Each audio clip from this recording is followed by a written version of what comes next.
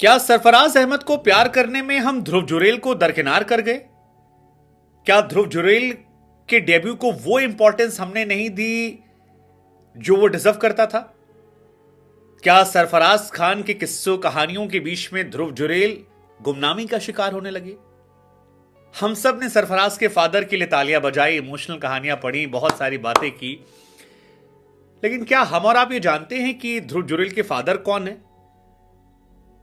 सरफराज के संघर्ष पर हम सब ने इंस्पिरेशन ली, लेकिन क्या ध्रुव जुरेल की कहानी से हम वाकिफ भी हैं? क्या क्रिकेट लविंग कंट्री की जगह हम क्रिकेटर लविंग कंट्री बनते जा रहे हैं? आप में से कितने लोग जानते हैं कि ध्रुव जुरेल को डेब्यू कैप किसने दी थी? क्योंकि अनिल कुंबले की सरफराज को डेब्यू कैप की तस्वीरें हर जगह वायरल है। आप में से कितने लोग जानते हैं कि ध्रुव जुरेल के फादर क्या करते हैं?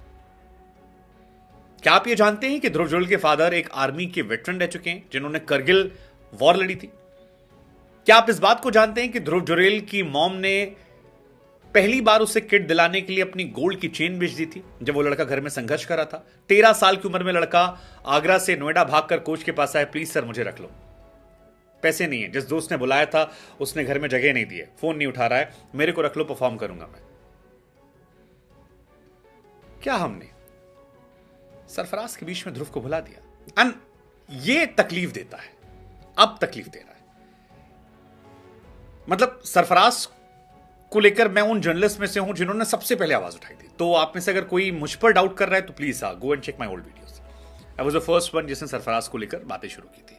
सरफराज के father is a very good friend of mind. हमारी रोज बातें होती है, मैं उनसे रोज बात करता हूं, मैं हौसला अफजाई भी करता है उनका। लेकिन अब जब मैं पलट कर देखता हूं तो मेरे मन में ख्याल आता है कि यार ध्रुव जुरेल के भी मॉम डैड है, और बाद में पता लगता है कि उनके डैड तो वो हैं जो करगिल में युद्ध लड़ते थे। तो बीइंग फ्रॉम आर्मी बैकग्राउंड हमारा रिस्पेक्ट तो वैसे भी थोड़ा सा बढ़ जाता है। ध्रुव जुरेल की कहानियां पढ़ता हूं तो पता लगता है कि यार वो 13 साल की उम्र में घर से भाग कर नोएडा आया था कि सर प्लीज मुझे खिला लो, प्लीज मुझे खिला लो, एक कोच के पास मैं अच्छा करूंगा। वो उससे पूछते हैं कैसे आए हो, कितना ट्रेन पकड़ के आया हूं, आगरा से आया हूं, भाग कर आया हूं। फादर क्यों नहीं आए? क्योंकि फादर, मेरे ग्रैंडफादर की डेथ हो गई, उनकी 13वीं है, मुझे खेलना है, आप मौका दोगे मैं अच्छा कर दूंगा। ये वो लड़का है जिसने अपने घर में लड़ाई की। पहले किट नहीं थी, पैसे नहीं थे, मॉम डैड से कहा प्लीज किट दिला दो, नहीं पैसे थे, बाद में मॉम ने अपनी ज्वेलरी बेची और इस लड़के के लिए किट का अरेंजमेंट हुआ। इसको भी डेब्यू मिला, 46 रन बनाए, मार्कवुड की 146 किलोमीटर प्रति घंटे की रफ्तार वाली बॉल को पीछे हटके क्या शानदार फ्लिक करके पीछे छक्का मारा। मेरे जहन में सवाल है कि हमने क्या इंसाफ किया उसके साथ? ऑफ कोर्स सरफराज का संघर्ष हम लगातार सुनते आए हैं, सरफराज डिजर्व करता है ऑल रिस्पेक्ट इन एवरीथिंग, उनके फादर नौशाद साहब डिजर्व करते हैं, बट हमारे लिए दोनों बराबर है ना यार। As a cricket fan Sarfaraz के फादर को जब हम कमेंट्री बॉक्स में देखते हैं मुझे अच्छा लग रहा था, क्योंकि मैं उनसे बातें करता हूं, कमेंट्री बॉक्स में शायरियां सुनना मुझे अच्छा लग रहा था। सरफराज को रोते हुए देखना प्राउड दे रहा था कि यार तुम भी कर सकते हो। सरफराज की वाइफ की स्माइल अच्छी लग रही थी। आनंद महिंद्रा ने जब उनको लेकर लंबा चौड़ा ट्वीट किया और लिखा कि हिम्मत नहीं छोड़ना, बस हार्ड वर्क, करेज, पेशेंस, मजा आया। बट फिर दिल में यह ख्याल आया कि ध्रुव जुरेल भी तो था,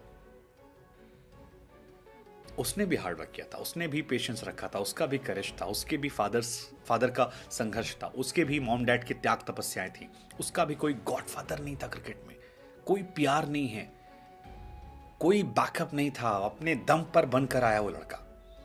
और कोई भी लड़का जो अपने दम पर बनकर आया है उसको लेकर हमारा सर उठना चाहिए। आपको क्या ये ख्याल आया? क्या आपको लगता है कि हम क्रिकेट लविंग कंट्री की जगह क्रिकेटर लविंग कंट्री बन गए कुछ स्पेसिफिक खिलाड़ियों को? क्योंकि अगर खेल पसंद करते हैं तो हमारे लिए दोनों खिलाड़ी बराबर है।